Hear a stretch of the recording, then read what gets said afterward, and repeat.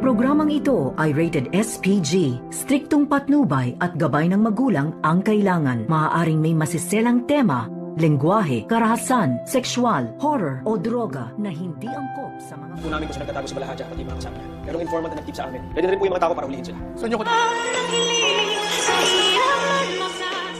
Narito na nga ang ating pakabangan ngayong Sabado sa abot kamay na pangarap.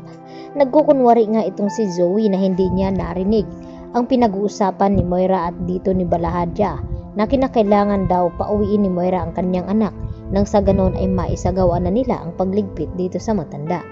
At dito naman nakiusap itong si Zoe dito kay Doc Carlos na iiwan mo na itong medical kit nang sa ganon ay magamot ni Zoe ang kanyang lolo Pepe. At dito nga na nagkausap ang dalawa na si Pepe at itong si Zoe.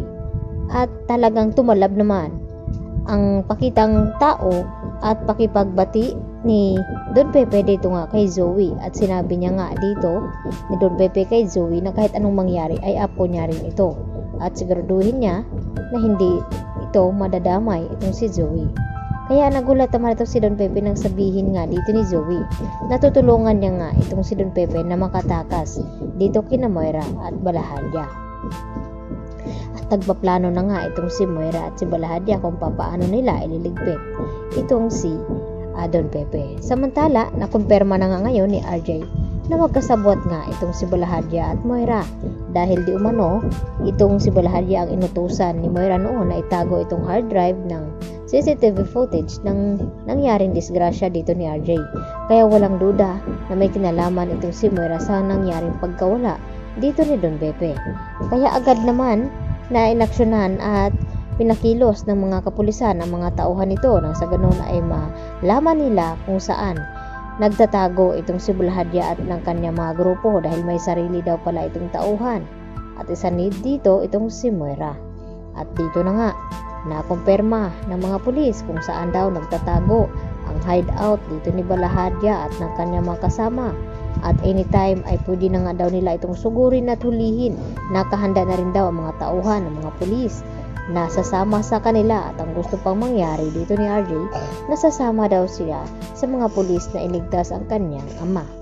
Samantala, ito na nga ibinigay na nga ni Zoe itong makakatulong kay Don Pepe na makatakas. At sigurado daw na kung isasaksak daw ito ni Don Pepe sa kanila ay makakatulog daw ang mga ito. Subalit wala ngang matibay na lakas itong si Don Pepe na labanan niya itong sina Balahadja at Moira dahil ang gusto ngang mangyari na ililipat na nga nila ito ng pinaglalagyan itong si Don Pepe na sa ganun ay maligpit na nga nila itong matanda. Maabutan pa nga ba nila RJ at ng mga pulis na maitakas nila itong si Don Pepe. At nalaman na nga ngayon ni Annalyn kung saan nagtatago ang mga kidnappers sa kanyang lolo. At dito naman na nagpaalam itong si Annalyn kay Doc Lindon na gustong mangyari din ito, na gusto niyang sundan ng mga pulis kung saan pupuntahan, kung nasaan ang kanyang lolo at makatulong sa pagligtas nito. At nag-aalala naman itong si Doc Lindon na baka mapahamak itong si Annalyn at sana raw ay walang makakaalam. Subalit baka dito naman haharang itong si Carlos Benitez na makawadamay itong kanyang anak na si Zoe. At nagtanong itong si Doc Ray Meneses dito kina RJ at Giselle na alam na ba daw ito ni Zoe. At wala namang balak itong si Giselle na ipaalam dito kay Zoe dahil alam niya kakampi siya ng kanyang ina. Yan lang po at marami pong salamat sa inyong panonood.